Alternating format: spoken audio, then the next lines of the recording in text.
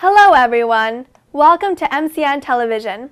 I'm Lisa Thotamari presenting you News Roundup of India for the past week. And you are watching India This Week.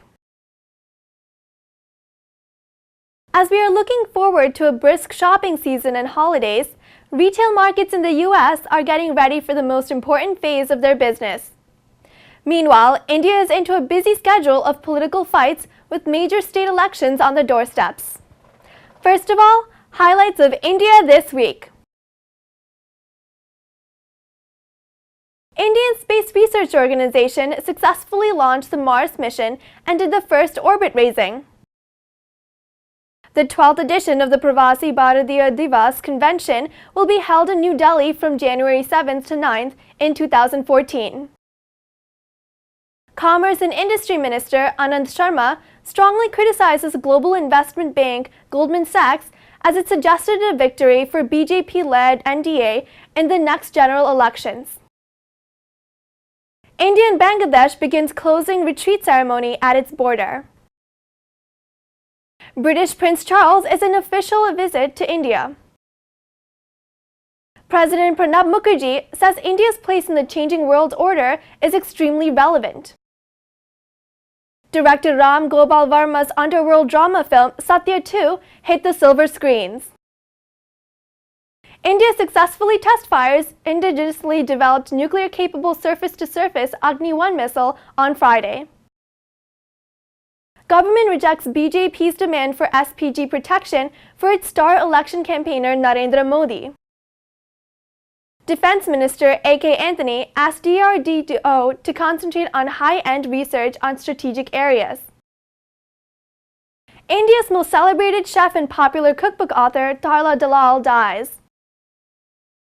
Sachin Tendulkar's innings was cut short by a dubious LBW decision by the umpire at his penultimate test in Kolkata.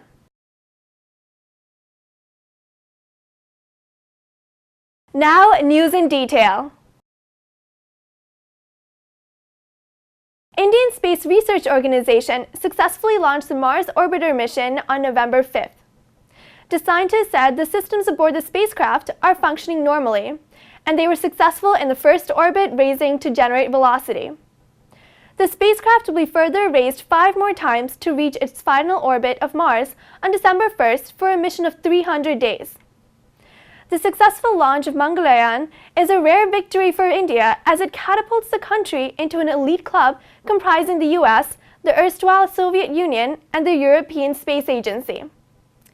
Prime Minister Dr. Manmohan Singh and President Pranab Mukherjee congratulated the scientists at ISRO on the successful launch. Dr. Singh said, "The mission is one of the most complex space missions of the country." The 12th edition of the Pravasi Bharatiya Divas Convention will be held in New Delhi from January 7th to January 9th, 2014. The main theme of the convention will be diaspora, connecting across generations. Minister for Overseas Indian Affairs, Vayala Ravi, said the meet will have a strong focus on networking of young overseas Indians. The purpose of the Pravasi Bharatiya Divas is to have meaningful interaction with overseas Indians and to address their issues and concerns. The Prime Minister, Dr. Manmohan Singh, will inaugurate Pravasi Bharatiya, while the President, Pranab Mukherjee, will confer the Pravasi Bharatiya Divas Samman Awards.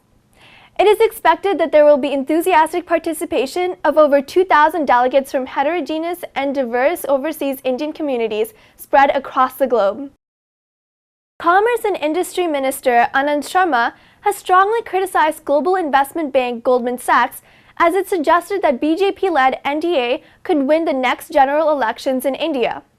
Sharma raised doubt over Goldman's credibility and motive and said the bank is trying to mess around with India's domestic politics. Earlier this week, Goldman raised its ratings of the Indian economy, citing optimism over political change in the country.